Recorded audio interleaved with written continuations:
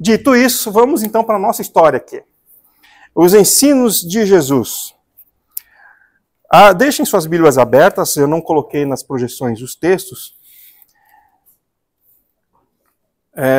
O primeiro é Mateus capítulo 6, do 5, seria de 5 a 18, mas por causa da questão do jejum também, que é o que nós vamos ver. Mas primeiro vamos ver a questão da oração. Mateus capítulo 6, versículo 5. Está dividido em duas partes esse texto, porque uma é uma orientação que Jesus dá sobre uma questão de postura e de atitude. E a outra é uma questão de técnica que ele vai colocar na oração do Pai Nosso. Então vamos lá, acompanhe a leitura. Quando orardes, não sereis como os hipócritas, porque eles gostam de orar em pé nas sinagogas e nos cantos das praças, para serem vistos pelos homens. Em verdade vos digo que eles já receberam a sua recompensa.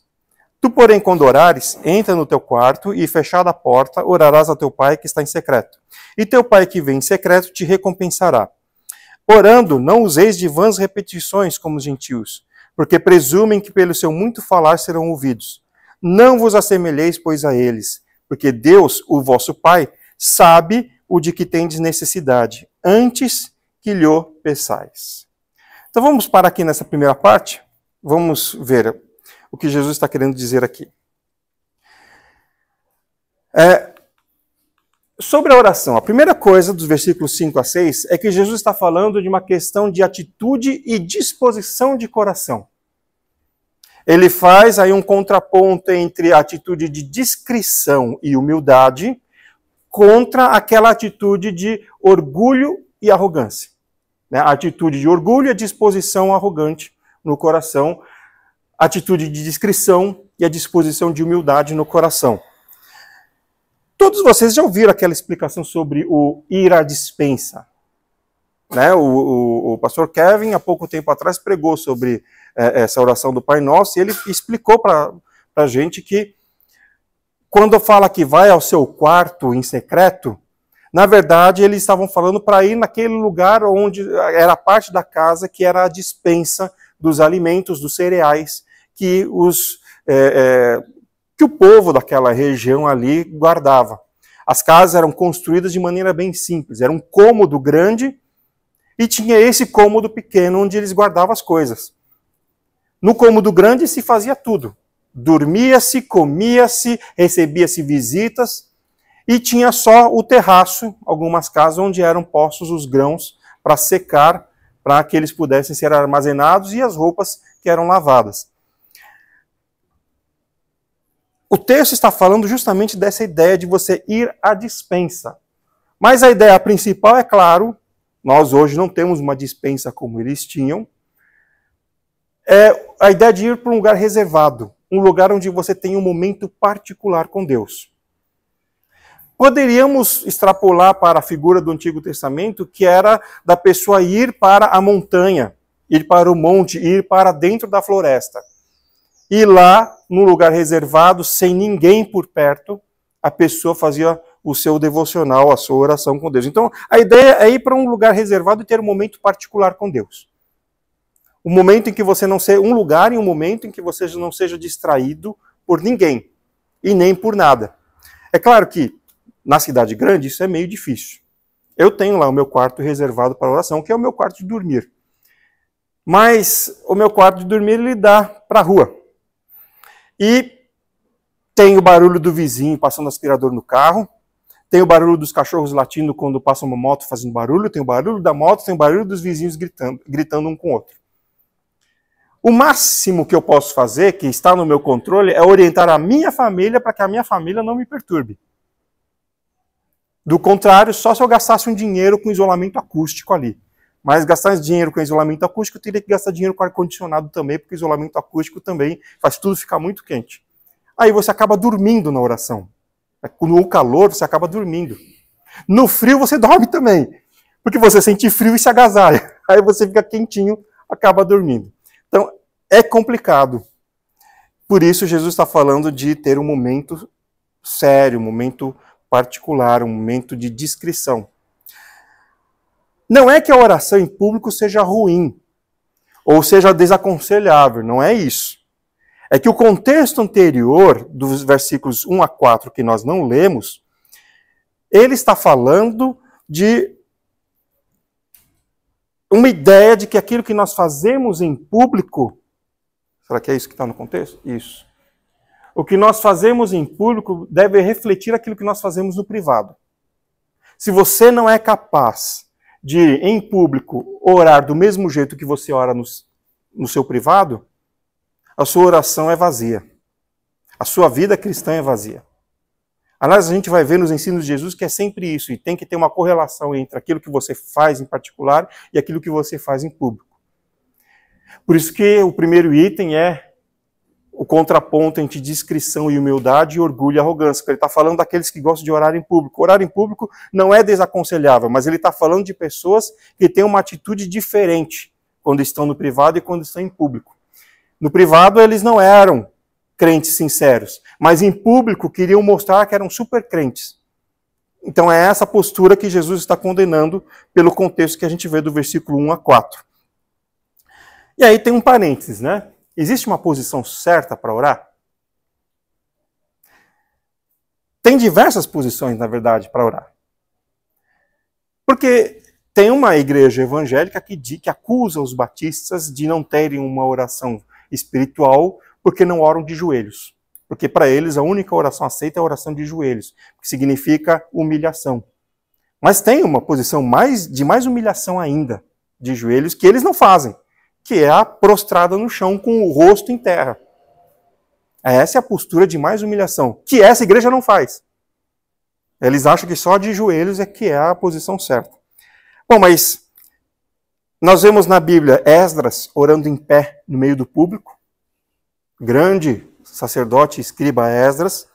Ezequias orou deitado por causa da sua necessidade. Ele estava doente, com uma doença séria, não podia levantar, orou deitado. Davi e Daniel oraram prostrados. Outros personagens oraram sentados, outros ajoelhados. E aí, só para complementar o parênteses, também existem diversos tipos de oração. Só da oração valeria a pena nós termos um estudo em separado. Porque a Cruzada Mundial de Literatura, por exemplo, tem uma vasta literatura sobre oração. E eles têm um curso sobre oração. E tem alguém que já identificou mais de 20 tipos de oração na Bíblia. Então, só sobre a oração valeria a pena um estudo separado. Mas a nossa intenção aqui é estudar o ensino de Jesus sobre a oração. Então, nós vamos ver o que ele está falando aqui. O segundo ponto é que nós não devemos usar vãs repetições. Vã repetição é diferente de insistir ou de persistir no mesmo assunto. Não, ele não está querendo dizer que você não vai repetir o mesmo assunto em várias outras orações. Até porque Jesus ensina lá em Lucas 18, na parábola do juiz iníquo, que nós devemos insistir no mesmo assunto.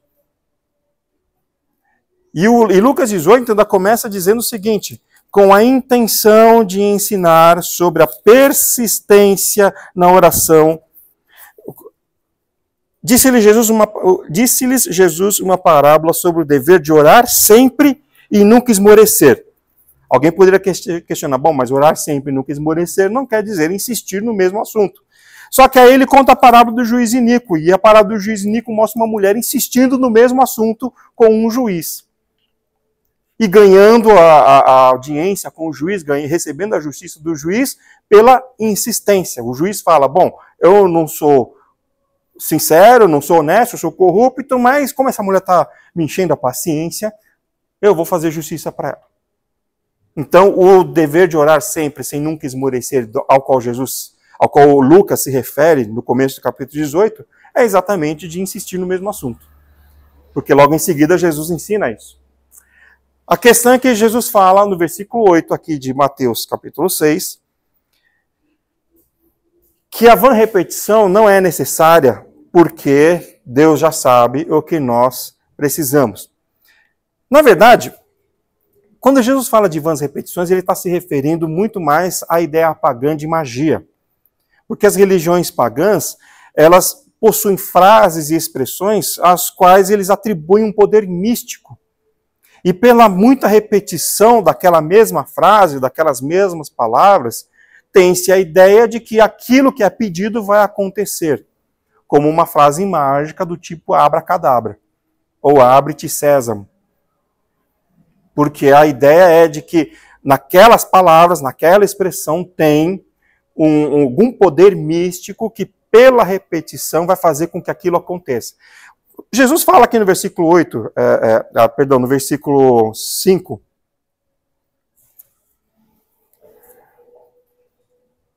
Perdão, versículo 7. Orando não useis de vãs repetições como os gentios. Então ele está se referindo a pessoas de outras religiões. Ele está se referindo a outras religiões. Na verdade, tudo o que se relaciona ao mundo espiritual em outras religiões é obtido por meio de êxtase e por meio de repetições.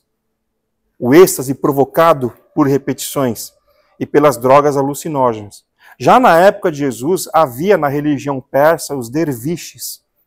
Derviches eram sacerdotes da religião persa que ficavam repetindo um mantra e ficavam girando. E eles usavam uma roupa branca que, quando girava, abria, como se fosse aqueles vestidos rodados que as mulheres usavam. E aquilo girava, e eles iam girando, e eles iam fazendo, se contorcendo enquanto estavam girando. No final, eles ficavam em êxtase, e aí eles diziam uma profecia. Então, já na época de Jesus, isso era conhecido. A religião grega tinha, a religião latina, romana tinha, a religião persa tinha. Então, é a isso que ele está se referindo, a essas vãs repetições, porque os gentios acreditavam que, repetindo sempre, eles iam conseguir o que queriam. Só que, na verdade, são apenas alterações orgânicas e mentais do indivíduo que eles conseguem com isso. É sobre isso que Jesus está se referindo. Por quê? Porque ele ensina na parábola do juiz iníquo que nós temos que insistir no mesmo assunto. Agora, a questão é que Deus já sabe o que nós precisamos, antes de nós pedirmos. Isso quer dizer que Deus já conhece o nosso coração. Então, o que Jesus está querendo dizer com isso? Bom, você não pode usar vãs repetições, porque Deus já sabe o que você precisa, mas eu ensino que tem que insistir em oração. Ora, então, o que ele está querendo dizer com isso? Que, na verdade, Deus faz conosco aquilo que nós fazemos com nossos filhos. Mais ou menos como nós fazemos com nossos filhos. Você chega para a criança e pergunta, é verdade que aconteceu isso? Você sabe qual é a verdade. Você sabe o que aconteceu. Mas você quer ouvir da boca da criança. Para ver se a criança vai te contar mesmo, se ela vai te contar todos os detalhes. Isso, para quem tem muitos filhos, acontece diariamente, muitas vezes por dia. Para quem tem poucos filhos, acontece com menos frequência. Em geral, acontece com colegas da escola, com colegas às vezes do trabalho, quando a criança cresce, colegas da vizinhança, parentes. Mas quem tem muitos filhos, acontece isso entre os filhos todo dia, o tempo todo. Toda hora você tem que se tornar o juiz e perguntar, é verdade que aconteceu isso, que a sua irmã falou, que o seu irmão falou? E você, na verdade, já ouviu por alto, porque a bagunça foi grande, a gritaria foi grande, você já está com mais ou menos com ideia do que está acontecendo. Mas você quer ouvir de cada um a sua versão, você quer ouvir o que cada um vai falar. E às vezes, quando eles são sinceros e falam a verdade, a gente até ameniza o castigo, até ameniza a bronca. Mas se a gente percebe que está tentando enrolar a gente fica mais bravo ainda. Porque a gente sabe o que aconteceu, mas a criança está tentando enrolar. É mais ou menos isso que acontece no nosso relacionamento com Deus. Deus quer saber a sinceridade do nosso coração. Ele quer saber se nós estamos dispostos a buscá-lo, se nós estamos dispostos a colocar diante dele tudo que está dentro de nós. Por isso que, apesar de Deus já saber o que está no nosso coração e de Ele já saber o que nós necessitamos, é necessário que, como filhos obedientes, submissos, por isso lá no primeiro ponto a questão da humildade, levemos tudo a Deus em oração. Porque faz parte do nosso relacionamento. Então, essa é a primeira parte aqui. Deus quer ver se a gente vai ser sincero. Aí, Jesus vai para a segunda parte. A oração do Pai Nosso. Vamos lá. Portanto, vós orareis assim: Pai nosso que estás nos céus, santificado seja o teu nome. Venha o teu reino, faça-se a tua vontade, assim na terra como no céu. O pão nosso de cada dia dá-nos hoje. Perdoa-nos as nossas dívidas, assim como nós temos perdoado os nossos devedores. E não nos deixes cair em tentação, pois livra-nos do mal. Pois teu é o reino, o poder e a glória para sempre. Amém. Essa é a primeira parte. Essa é a oração do Pai Nosso. Se não é para rezar, se não é para fazer repetições em vão, o que foi que Jesus quis dizer com essa primeira parte? Portanto, ou seja, é uma consequência, é uma condição, vós orareis assim. E aí ele começa a dizer. Jesus está falando aqui não das palavras. Ele está querendo dizer o conteúdo da oração. E é por isso que ele apresenta o conteúdo. Se não é para repetir em vão, então não é para repetir exatamente o que ele está falando. Ele está se referindo à questão do conteúdo. No conteúdo nós vamos ter, e aqui na oração do Pai Nosso é que nós vemos vários tipos de oração. Nós vamos ter glorificação e louvor, no versículo 9, Pai Nosso que estás nos céus, glorificação, louvor, santificado seja o teu nome. Versículo 10, reconhecimento da soberania de Deus, venha o teu reino, ou seja, reconhecendo que Deus é rei, faça-se a tua vontade, assim na terra como no céu. Faça no que eu vou te pedir a tua vontade, como ela já é feita na terra e como ela já é feita no céu. Então, reconhecimento da soberania dele. Tá bem sensível esse negócio aqui. Tá indo 2 de cada vez. Versículo 11, começa a petição. Petição de necessidades. Pão nosso de cada dia nos dá hoje. Tecnicamente, as petições têm nomes diferentes. Quando é para você, ou quando é acerca de um bem material, é uma petição. Quando você está orando pelo outro, é uma intercessão. Você está intercedendo. Você está sendo advogado do outro. Mas aqui ele começa com a petição de necessidade individual. O pão nosso, o pão que eu preciso, a minha necessidade diária, me dê hoje. Reconhecendo, poderíamos colocar que é o reconhecimento que Deus é o provedor e sustentador. Versículo 12. Perdoa-nos as nossas dívidas, assim como nós temos perdoado os nossos devedores. Petição de perdão, e claro, você só pede perdão se você confessa o pecado. Então tem aqui a confissão de pecados. E versículo 13, a primeira parte é a petição com a questão espiritual, não mais com a questão material, não nos deixe cair em tentação, mas livra-nos do mal. E termina novamente com uma glorificação e louvor, pois teu é o reino, o poder e a glória para sempre. Amém. Aí aqui vem a segunda parte que nós não lemos. Vamos lá. Porque se perdoardes aos homens as suas ofensas, também vosso Pai Celeste vos perdoará. Se, porém, não perdoardes aos homens as suas ofensas, tampouco vosso Pai vos perdoará as vossas ofensas. Esse é um ponto que, na verdade, ele está como conclusão da oração do Pai Nosso, porque Jesus utiliza a palavra porquê aqui, querendo justificar tudo o que ele disse. Só que ele disse de um monte de coisa. A única justificativa que ele está dando aqui, a única conclusão é sobre a questão do perdão. Indica uma condição para atendimento e sucesso na oração. Porque se você não perdoar seu próximo, você também não será perdoado por Deus.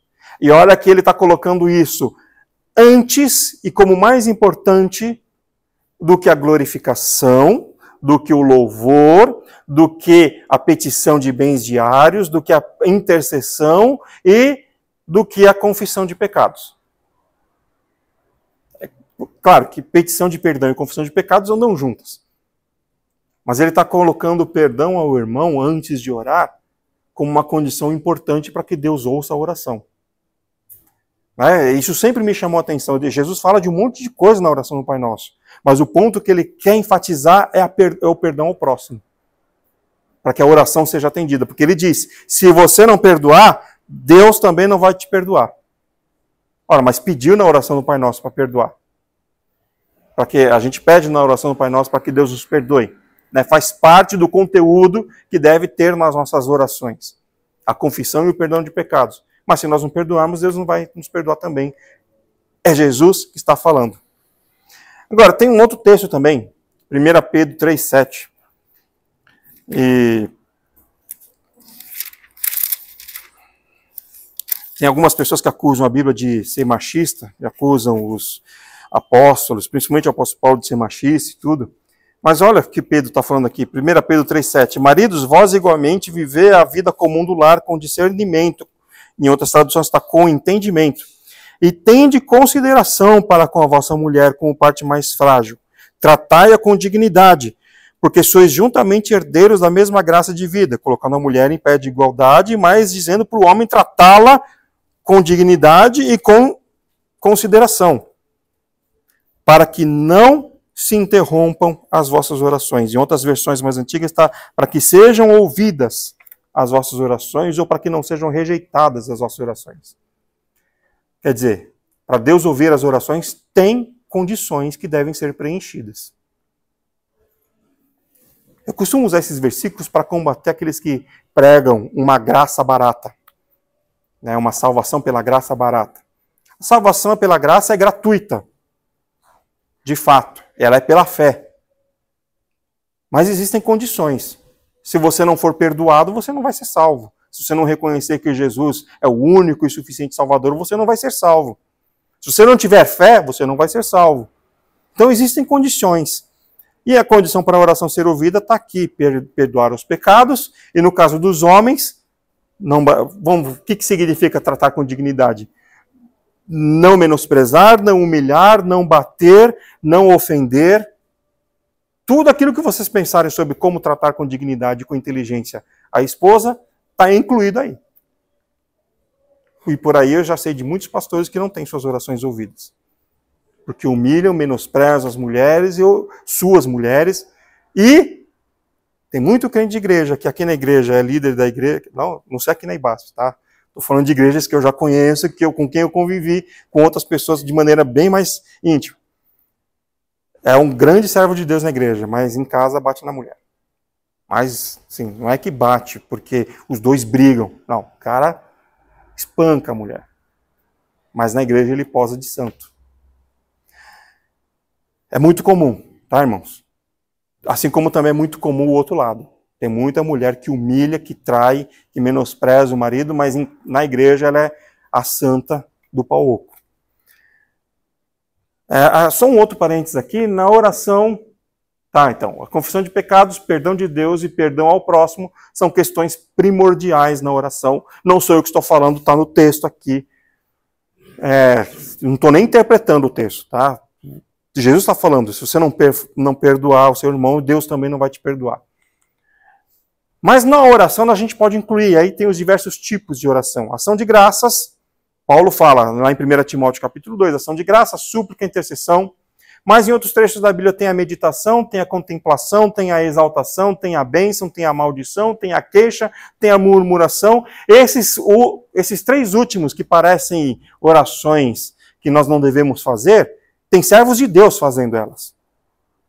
Tem até um salmo terrível, pedindo a Deus para que jogue os filhos de Babilônia pelo penhasco para que eles se despedacem nas pedras.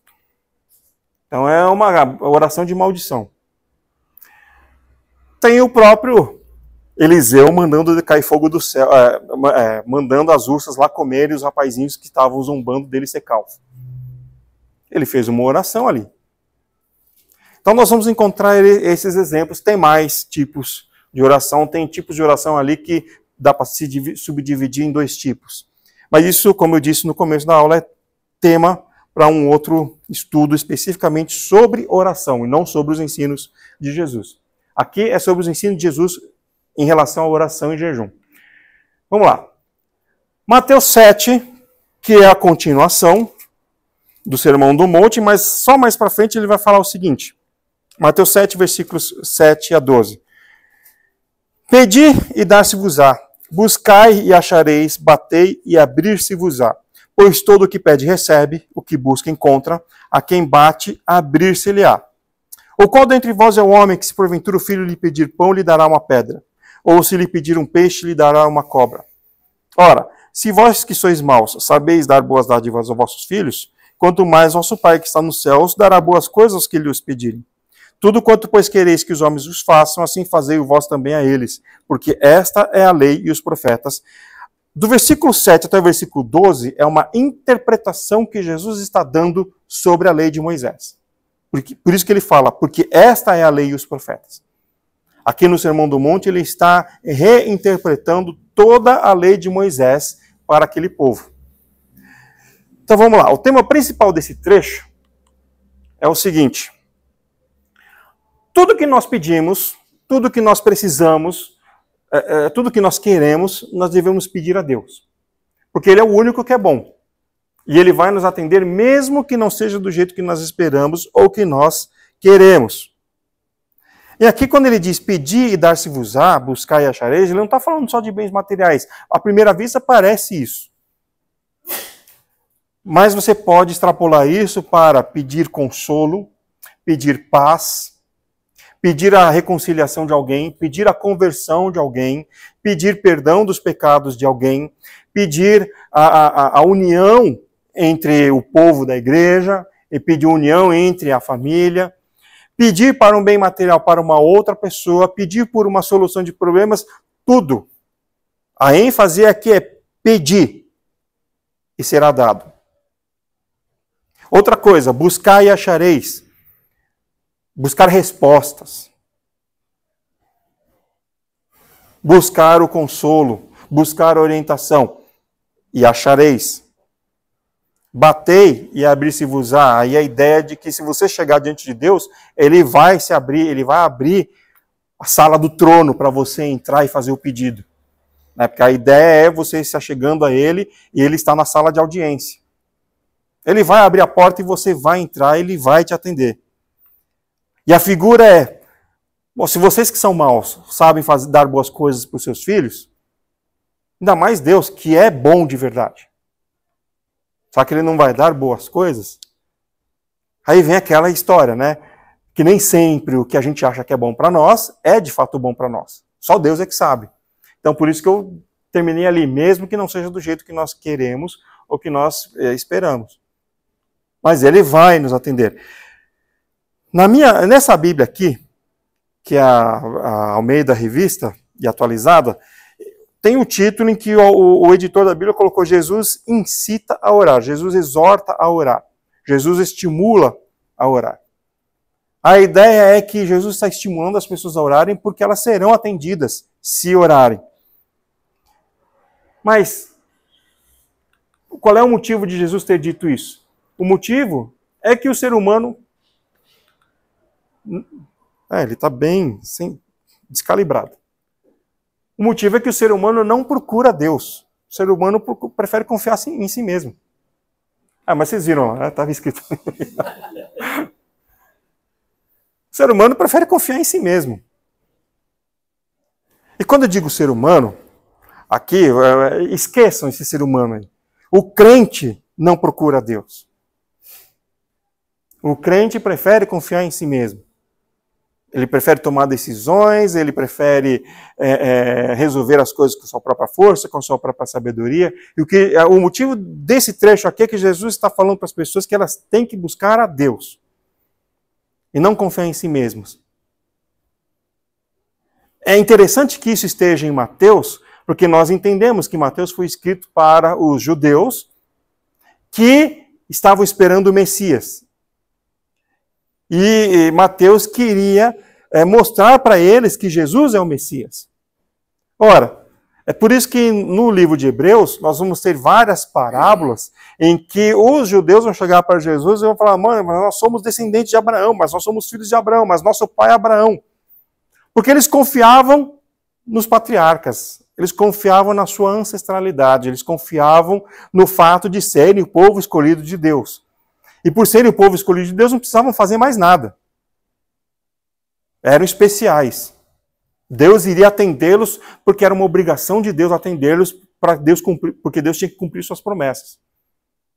E Jesus está ensinando que não é nada disso. Se você não buscar Deus, Você não vai receber. Tem que buscar a Deus.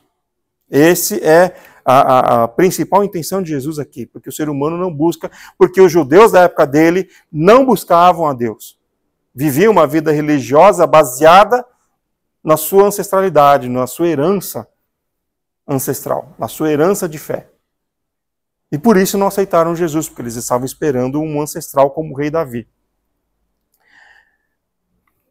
A segunda parte do nosso estudo é sobre o jejum. Estou dando uma corrida, irmãos, porque tem bastante coisa, tá? Mas se a gente quiser, depois a gente pode aprofundar mais esses ensinos. Como eu disse, tem muita coisa só sobre o ponto de oração na Bíblia. O texto sobre o jejum tem aqui em Mateus, capítulo 9 também, mas eu vou lá para Lucas, capítulo 5, porque é o texto paralelo, só que está um pouquinho mais completo. Lucas 5, 33.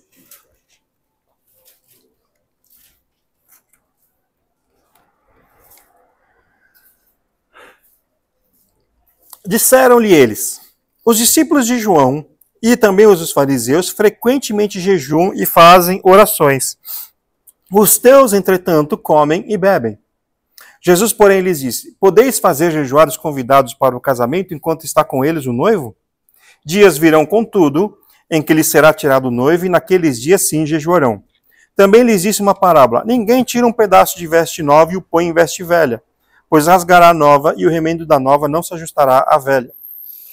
Ninguém põe vinho novo em odres velhos, pois o vinho novo romperá os odres, entornar-se-á o vinho, e os odres se estragarão.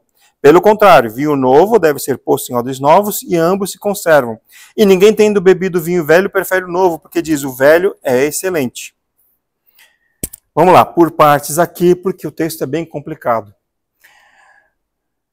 Vocês já devem ter conhecimento de que há muita gente hoje que diz que o jejum não vale mais, que o crente não tem que fazer jejum. Pois bem, esse aqui é um dos trechos dos evangelhos que evidenciam uma mudança entre o Antigo Testamento e o Novo Testamento.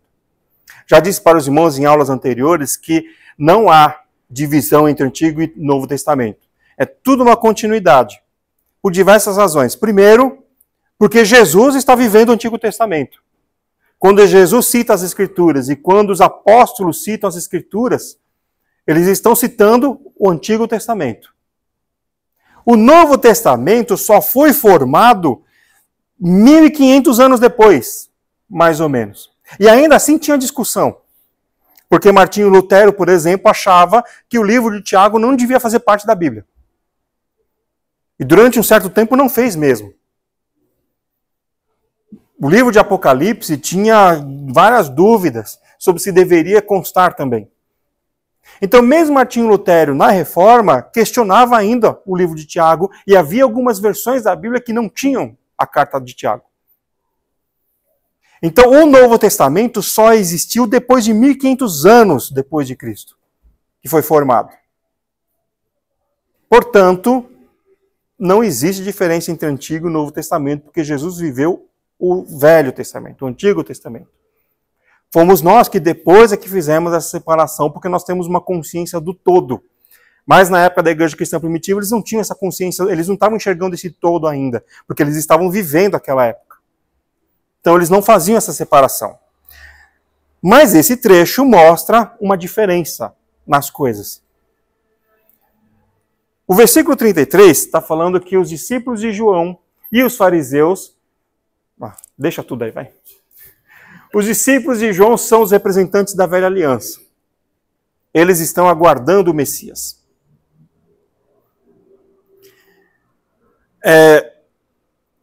Eles jejuavam frequentemente, porque a ideia era de que eles deviam se quebrantar diante de Deus por causa dos pecados da nação, por causa dos castigos de Deus e por causa da esperança de vir um libertador. Então, como eles estavam aguardando o Messias, eles tinham ideia, não, nós temos que jejuar sim. Segundo Flávio Joséfo, isso não é tirado da nossa cabeça, os discípulos dos fariseus e os fariseus jejuavam 2 vezes por semana. Isso é complicado para nós, porque Jesus diz que a nossa justiça tem que superar a dos fariseus. Aí um dia, um irmãozinho veio falar para mim, tá bom, pastor. Então, só que Jesus chama os fariseus de hipócritas. Então, isso quer dizer que o jejum deles era 2 vezes por semana, mas eles eram hipócritas no seu jejum. Então, se eu fizer um jejum por mês, sincero, estou fazendo mais que os fariseus. Eu falei, é? Só que Paulo não era hipócrita, Nicodemos não era hipócrita, Gamaliel não era hipócrita, José de Arimateia não era hipócrita. E aí? Eles faziam jejum 2 vezes por semana e eram sinceros. A própria Bíblia dá testemunho de que mesmo o apóstolo Paulo, perseguindo os crentes, ele fazia isso na sinceridade do coração dele, porque ele achava que realmente estava servindo a Deus, então ele era sincero. Nicodemos jejuava 2 vezes por semana, porque era fariseu e era discípulo de Cristo. E aí, como é que fica a história? Então a gente tem que fazer 3 por semana para superar eles. Bom, mas isso é, como diz o irmão Edson, é uma provocação para vocês. Vamos pensar nisso. A questão é que eles jejuavam porque eles estavam esperando o Messias e jejuavam pelos pecados da nação. No versículo 34 é que existe essa mudança. Jesus evidencia um motivo para que os seus discípulos não fizessem jejum como os dos fariseus e como os de João Batista. É que Jesus, que é o noivo, está presente. Portanto, não é hora de se quebrantar. Não é hora de contristar o coração, de fazer jejum, porque agora é a hora da festa. E se você não comer na festa do noivo, o noivo vai ficar ofendido. Você não pode chegar na festa de casamento e ser oferecido lá uma comida que os noivos pagaram caro pelo buffet e por aquelas coisas e dizer, não, hoje eu não vou comer porque estou em jejum. Você vai arranjar briga no casamento. Então é essa a ideia. Aquele momento em que Jesus está com eles é um momento de festa, não é para fazer jejum. No versículo 35, ele fala, quando o noivo for embora, quando o noivo for retirado deles, ou seja, quando Jesus for subir ao céu, aí então será novamente um momento de tristeza, porque o noivo estará ausente. E aí será hora de quebrantamento e de contrição, esperando a volta dele, o Messias. Eu vou ir passar mais para frente, depois a gente volta nesse ponto aqui.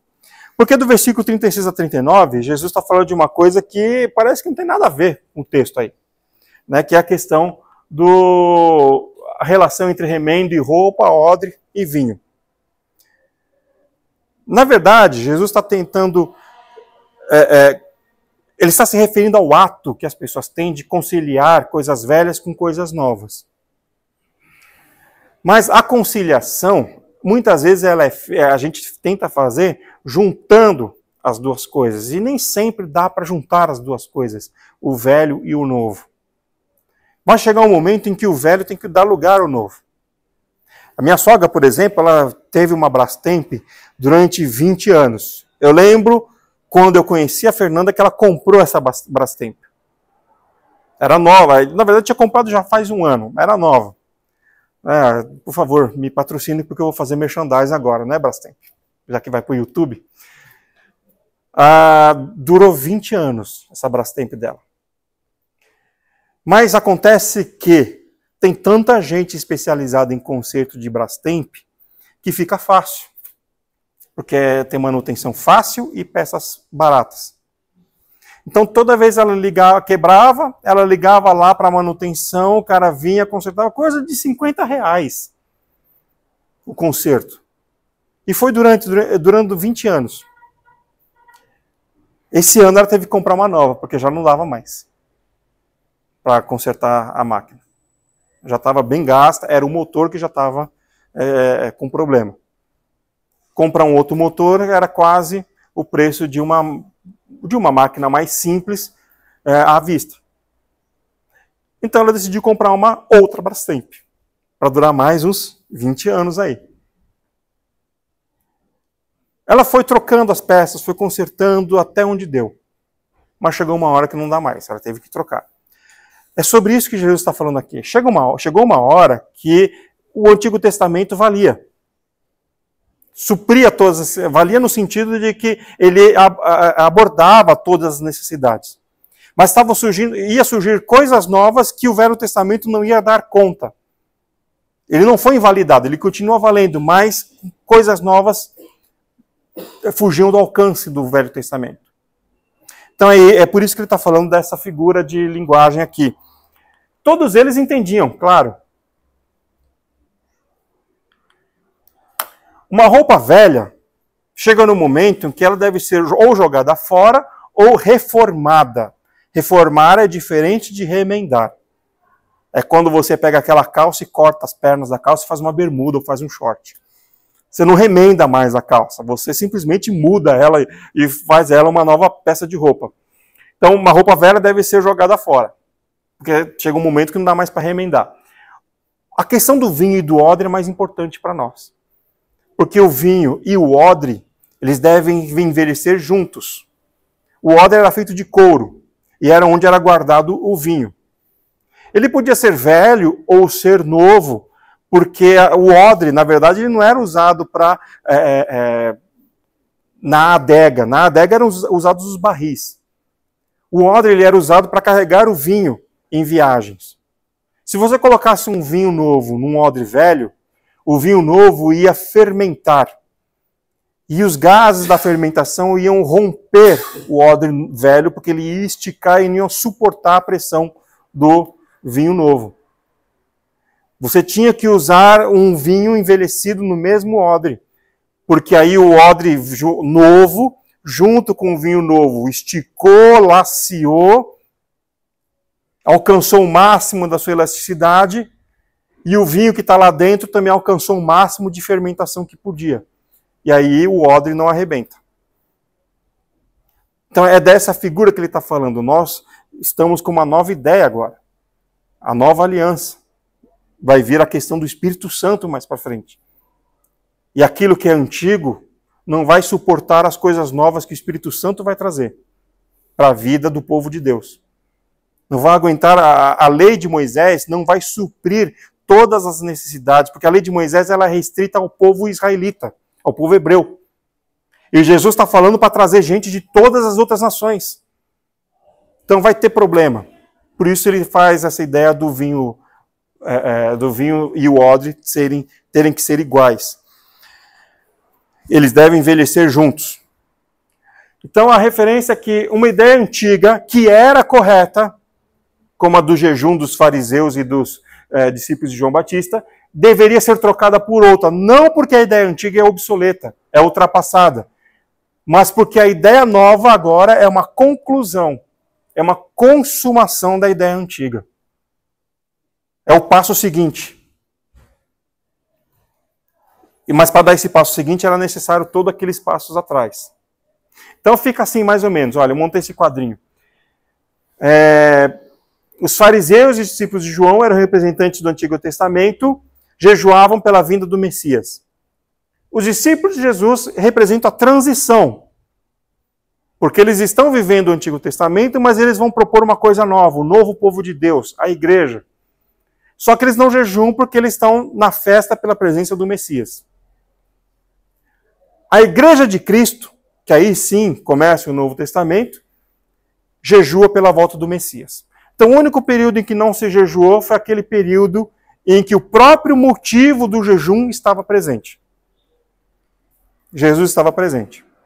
Tem aqueles que vão dizer, bom, mas Jesus está em nossos corações, Ele está aqui, Ele é Deus, Ele está em todo lugar, então não precisamos jejuar, porque o noivo não foi tirado. Ora, então por que Jesus usou essa figura de linguagem do noivo ser tirado? Porque Ele está se referindo a um evento físico, a um evento real, concreto. Ele está se referindo à sua ida para o céu. Por quê? Porque enquanto o Messias está presente aqui, em corpo, está tudo bem. Opa! Foi tudo? Ou aconteceu alguma coisa aí? Enquanto o Messias está presente, está tudo bem. Ele salva, ele perdoa, ele conforta, ele cura, ele orienta, ele ensina, ele nos dá graça. E isso aí está em Isaías 35, 5 e 6 e Isaías 61, 1. Que é a profecia que Jesus cita quando João Batista vai questioná-lo. Ora, mas não é tu o Messias ou nós temos que esperar um outro? Aí Jesus para de falar com as pessoas e começa a curar as pessoas em volta dele. Talvez ele não fosse curar aquelas pessoas, ele só cura por causa de João Batista. Aí ele fala para os discípulos de João Batista, olha, vai lá falar para ele, os cegos vêm, os coxos andam, os leprosos são curados, e o evangelho é pregado a toda criatura. Isaías 35, 5 e 6 e 61, 1. Que é para João Batista entender que o Messias está ali. Então ele é o Messias, porque está se cumprindo essas profecias de Isaías. Jesus cita literalmente essas profecias ali no texto. E conforme Mateus 11, 2 e 5, é justamente esse trecho em que Jesus está citando o profeta Isaías. Então quando o Messias está aqui, você não precisa jejuar, porque ele está aqui para curar, para fazer tudo. Mas depois que ele vai embora, por isso ele se refere ao evento físico, depois que ele vai embora, nós vamos precisar jejuar para que as pessoas sejam curadas, nós vamos precisar jejuar para que as pessoas se convertam, nós vamos precisar jejuar para pedir orientação, nós vamos precisar jejuar pela situação ruim que está o mundo, porque o Messias não está mais aqui para dirigir as coisas. Aqui em carne e osso. Ele está aqui no modo espiritual. É claro que para nós o entendimento é que o modo espiritual é um modo real também. Mas ele não está mais aqui em carne e osso para fazer essas coisas. Por isso nós temos que jejuar, é um momento de tristeza. Enquanto ele está aqui, está tudo bem. Depois que ele vai embora, fica tudo ruim. Então, quando ele está ausente, nós temos que jejuar. Então aqui ele está se referindo, de fato, à ausência física de Jesus. Os exemplos de como fazer jejum vêm do Antigo Testamento. Tá? No Novo Testamento nós não encontramos muitos exemplos sobre isso. Nós encontramos citações de pessoas que estavam jejuando. Como lá na igreja de Antioquia, que depois de jejum e oração, depois de Deus pedir para separar Barnabé e Paulo, eles já estavam jejuando, Deus fala com eles, olha, separa Barnabé e Paulo, porque eu tenho uma missão para eles. Eles continuam jejuando, aí eles impõem as mãos e oram, enviando Barnabé e Paulo aos gentios. Então nós temos exemplos citados. Só que é no Antigo Testamento que nós temos o exemplo de como se deve fazer o jejum. E não vai dar tempo da gente tratar isso hoje, porque também o jejum e oração andam juntos. Então, em geral, os textos que ensinam sobre oração estão ensinando sobre o jejum também. Como Jesus não falou nada mudando o modo de jejuar do Antigo Testamento, continua valendo, então. E todos os jejuns do Antigo Testamento eram de 24 horas para cima. Ou seja, nada de jejum de chocolate, nada de jejum intermitente, nada de jejum de 6 períodos. O mínimo de jejum que a gente encontra no Antigo Testamento é 24 horas. Ai de nós, se Deus quiser que a gente faça jejum de 40 dias e 40 noites também, como Moisés e como Elias. Mas esse é o mínimo. Como Jesus não falou nada, continua valendo o que estava no Antigo Testamento, senão ele teria falado alguma coisa para mudar, como ele faz aqui na questão do jejum, sobre o motivo do jejum, sobre o motivo dos seus discípulos não jejuarem. Aí eu quero terminar com isso, lembrando o que Jesus fala no final do texto. No final do texto sobre o jejum, não sobre a parábola. Dias virão, contudo, em que lhes será tirado o noivo. E nesse dia os meus discípulos jejuarão. Mateus 9, 15, Mateus 9, 15b, que é o texto paralelo a esse de Lucas 5, 35. Eu peguei o de Mateus, porque o de Mateus fala, os meus discípulos jejuarão. O de Lucas fala, naqueles dias, sim, eles jejuarão. Não está tão claro aqui, alguém poderia questionar. Mas o de Mateus está, naqueles dias, os meus discípulos jejuarão, nas versões mais antigas. Ou seja, o discípulo de Jesus faz jejum. Se não fizer jejum, não é discípulo de Jesus. Por quê? O discípulo faz o que o mestre faz. E Jesus fazia jejum. Certo? Então, para terminar o nosso estudo sobre jejum, talvez alguém me questione. E eu sei que, se fosse aberto para comentários no YouTube, as pessoas iriam questionar. O que esse pastor está falando? Nós vemos na Nova Aliança, nós vemos na Era da Graça, o jejum não vale mais. Não. Jesus está falando, os meus discípulos jejuarão. Então, o discípulo de Jesus tem que jejuar, senão não é discípulo. E é isso que Jesus ensina. Então, na oração do Pai Nosso, ele nos ensina sobre o conteúdo, como nós devemos orar. E ele não coloca tudo ali, porque depois nós vamos encontrar o apóstolo Paulo e o apóstolo Pedro falando sobre oração e acrescentando coisas. Claro, se eles eram discípulos de Jesus, nem tudo que está nos evangelhos nós sabemos que foi dito para eles. No Evangelho está registrado aquilo que era do interesse do Espírito Santo que nós hoje conhecêssemos. Mas nós sabemos que Jesus teve horas e horas, dias, durante 3 anos, conversando com os discípulos. Muita coisa, como diz o próprio apóstolo João, não está escrito aqui. Se fosse escrito tudo, não caberia em uma biblioteca. Então é bem capaz de que aquilo que Paulo e Pedro ensinaram sobre oração e sobre jejum tivesse sido ensinado por Jesus, sim.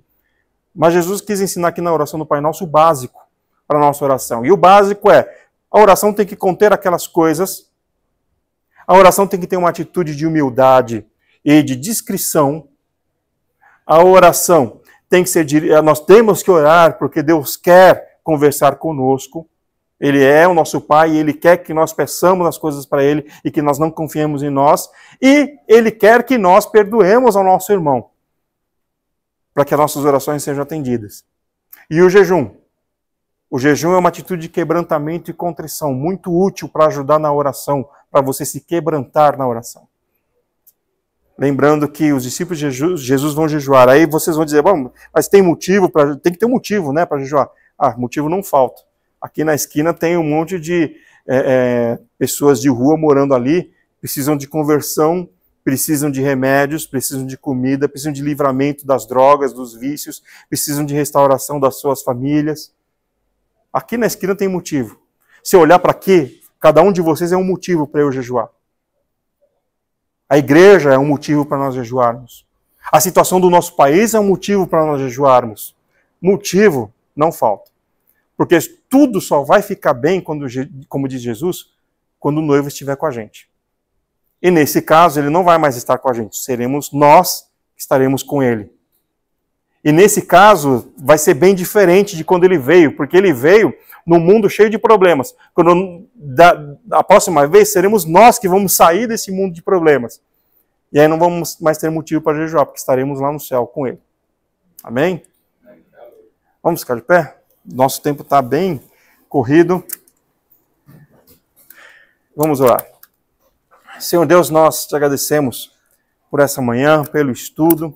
Te agradecemos pela presença de cada irmão aqui, Senhor. Pedimos que Tu nos ajude a sermos humildes, discretos, a Te buscarmos sempre, sem esmorecer, e a nos dedicarmos a termos uma vida íntima de comunhão contigo, confiando em Ti e sendo filhos gratos, e ao mesmo tempo que Tu, Senhor, nos promete que Tu já vai nos dar boas coisas se pedirmos. Sabemos que Tu tens cuidado de nossas necessidades diárias, mesmo sem que nós mereçamos ou peçamos. E por isso nós te somos gratos também. Pedimos agora que Tu abençoe o culto que teremos e abençoe os irmãos que já estão ali se preparando para isso. É a oração que eu faço no Teu santo nome. Amém.